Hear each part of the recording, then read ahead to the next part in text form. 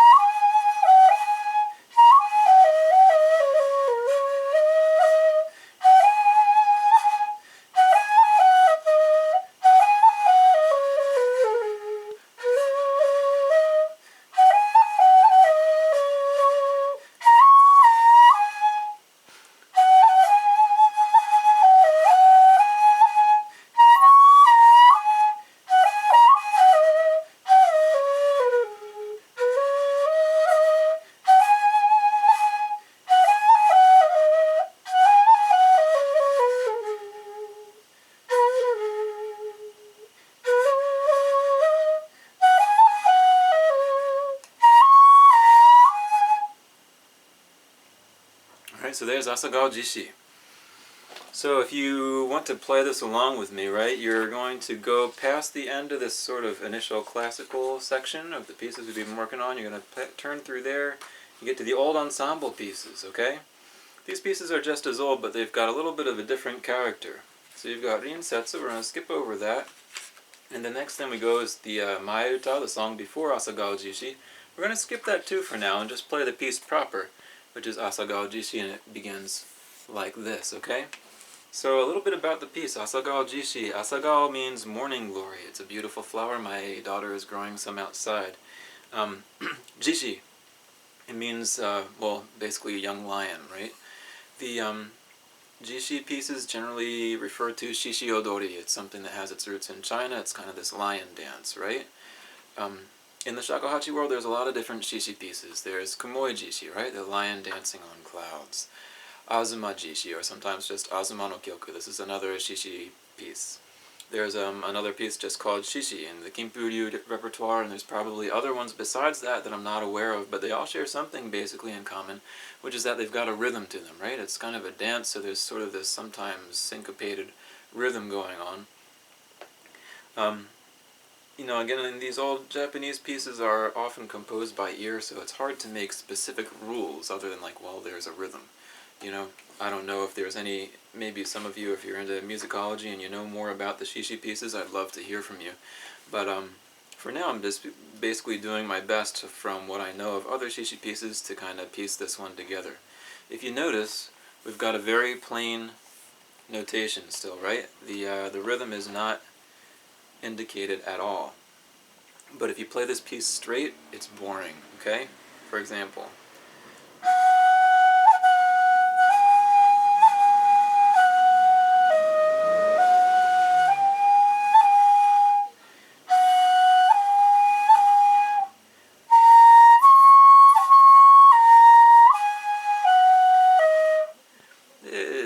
doesn't make you want to dance, does it? Or maybe it does make you want to dance. If so, that's fine.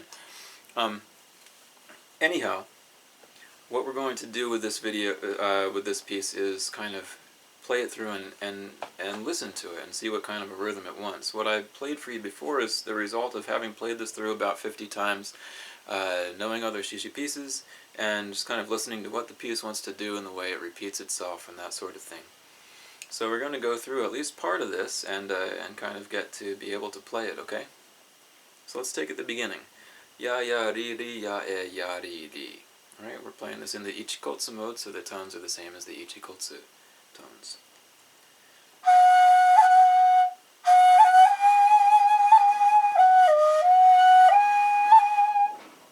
Right, and again, this first section is kind of gaining momentum and doesn't have to have a particular rhythm to it, but it's starting to build a rhythm, right? The next section, ya ri ri.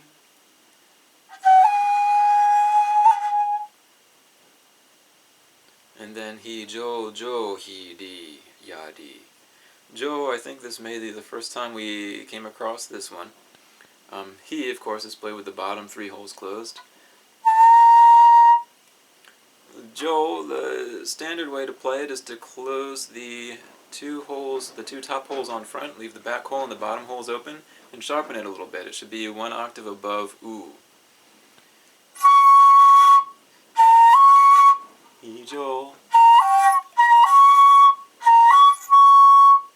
Now again, at first this is going to be difficult to make. It's hard, it's kind of not a beginner tone, you know.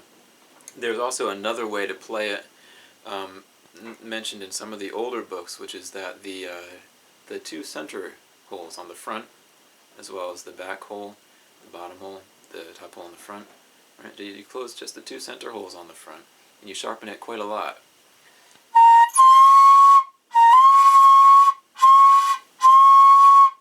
Right? That one doesn't tend to squeak as much as the other fingering. It's kind of fine. Whichever works best with your Hitoyogiri, I think, is a fine way to play it. They both give you a similar tone color and pitch, of course. Alright, so let's try that. Hi jo jo hi ri ya ri.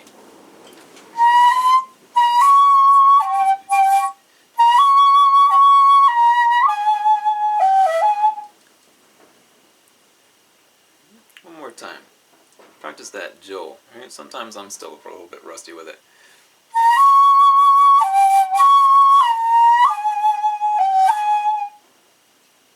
And then this kind of transition phrase, hi yeah he. Alright, now we're getting ready. We're ready to jump into the rhythm now, okay? And then you've got this inverted theme that keeps repeating. It's inverted here, but it's jo hi jo ri. And here we go. Ya ya ri ri, ya e ya ri ri.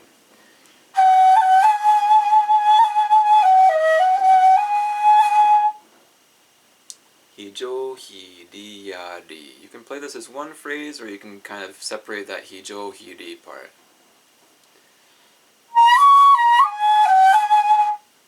Right? Hi ri ya e u ho u e hu. Okay, how do we do that? I'll show you how I do it. No, I won't. Let's try again.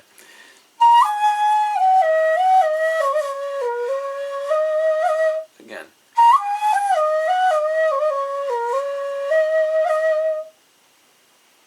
Alright, I'm not going to worry about deciphering what's written in between there. We'll continue with the ya ri ri ya ri ri ya e ya ri ri ya e u ho fu fu. Alright, we're going to break this up a little bit, but here's how I play it.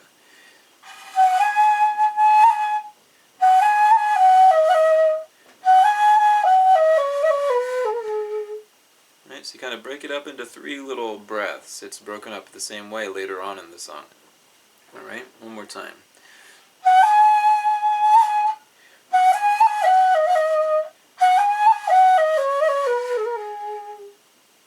Ho u e. Ya ri ri ya e u.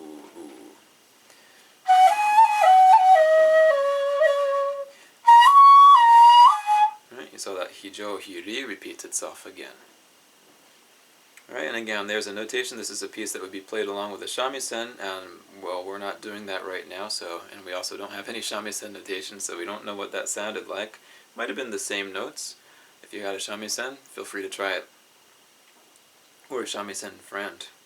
Alright, so let's go ahead and continue on one phrase at a time. I'm not going to say the notes individually anymore. We're just going to play through it one phrase at a time.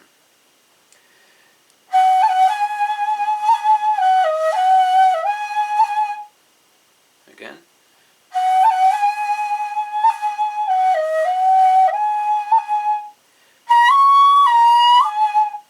Right, there again, you got that hijo-hiri phrase repeating itself.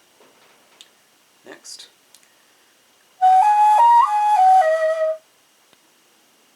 Right, and we've started to go into kind of a downward progression here. Here's the next phrase. We'll do this one again, then go into the next phrase.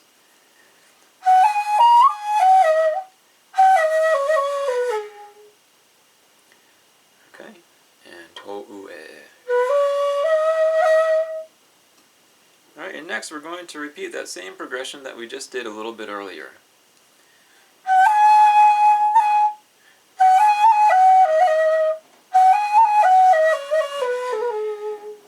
Okay, and again, ho-ue, ho-fu-fu.